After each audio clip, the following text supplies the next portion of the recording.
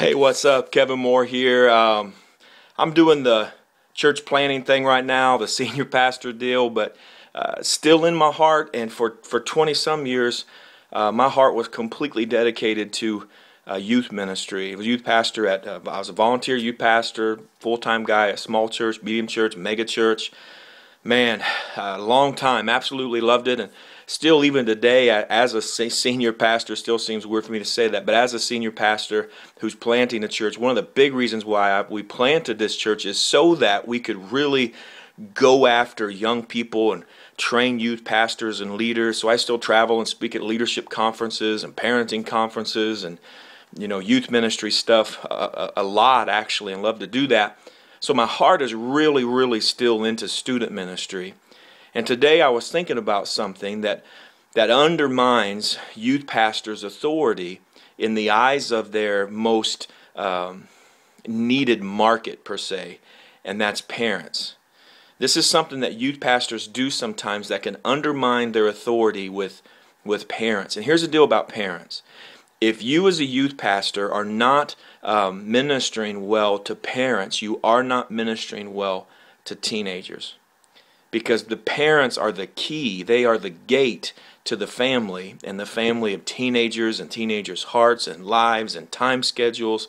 So if you want to have a lot of teenagers in your ministry, you have to minister well to their parents. And so today I just want to talk about just one thing that I think sometimes can very quickly undermine our authority as youth pastors to parents. And here's what it is. One time I was speaking at a parenting conference, and there were several of us there, and one of the guys that was giving advice at this parenting conference was giving great advice. He was saying, parents, you need to do this. And man, I've got parents coming to my office and they do these two things, and these two things make absolutely no sense. Parents, you should not do these things. And he was giving great advice to these parents, but the problem was he wasn't a parent. He had no children of his own, not even a baby, not even a toddler. He didn't have any teenagers in his house. He was given great advice that was complete theory to him. He read it in a book. He heard somebody talk about it at another conference. The advice he was given was great, but he did not have what I call contextual credibility because he was not a parent. And as a youth pastor, there is an art form. If you are a youth pastor who does not yet have children and teenagers, there is an art form to being able to give advice to a parent properly. So today I want to give you a couple tips on giving parents advice even when you don't have children. Okay, so here's one thing. If you're a youth pastor who doesn't have children, you have to realize that your position in ministry does not give you a position of authority on parenting. Just because you are a youth pastor that works with youth and parents, that does not mean you have authority on the topic of parenting. You have to understand that. Let that really sink down in your heart so that when you talk to parents in public or in private, you are not giving them marching orders. You are trying to get into their world by saying words like this. You know what? As you know, Mr. and Mrs. Smith, I don't have teenagers of my own. But a few weeks ago, I was talking to another family who was dealing with the same situation. And those parents, they handled it this way. And it really worked. So maybe you could do this, and this like they did.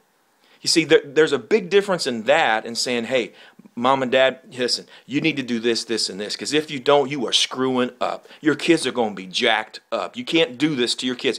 There's a big difference in that. And you know what? I don't have kids, but one time I was talking to somebody who does, and this is how they handle it. They did this, and this.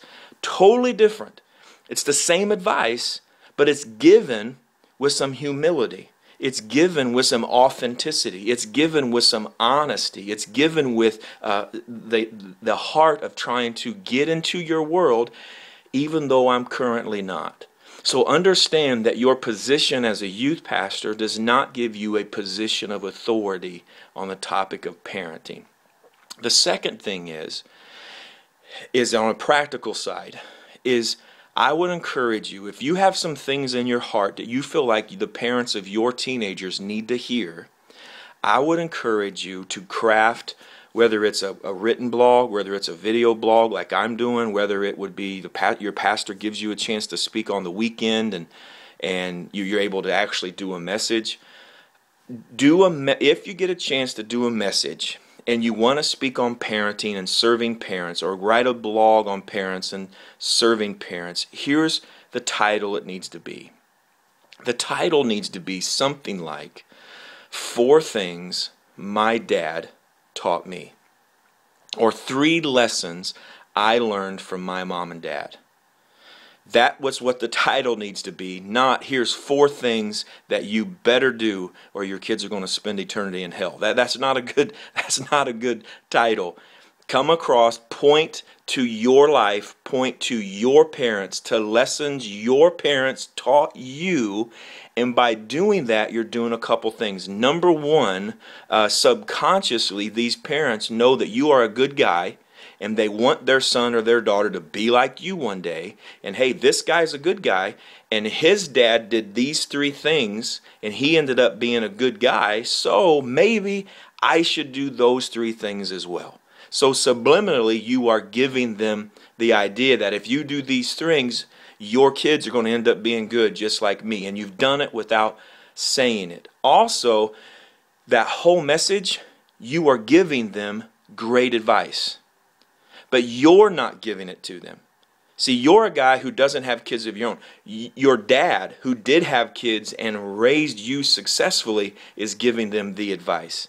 So again, it's all about the approach. It's not about the points. It's about the way you present the points. And if you get online, or if you get on Instagram, or if you get on the stage, and you as a single dude or as a young married guy who does not, or a gal who does not yet have children, if you get on stage or on social media and you start pointing your fingers at parents, you are undermining your authority, because what they're thinking is, call me back in a few years, bud, when you've got a teenager of your own.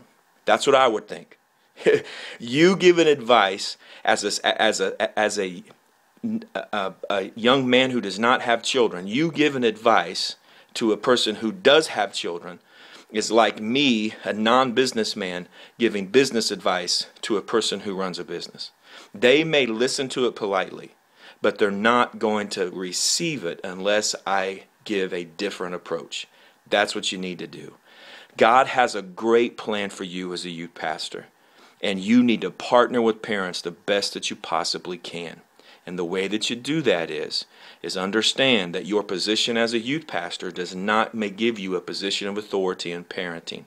And also, you need to get the points that your parents need to know, give it to them, but give it to them with the right approach.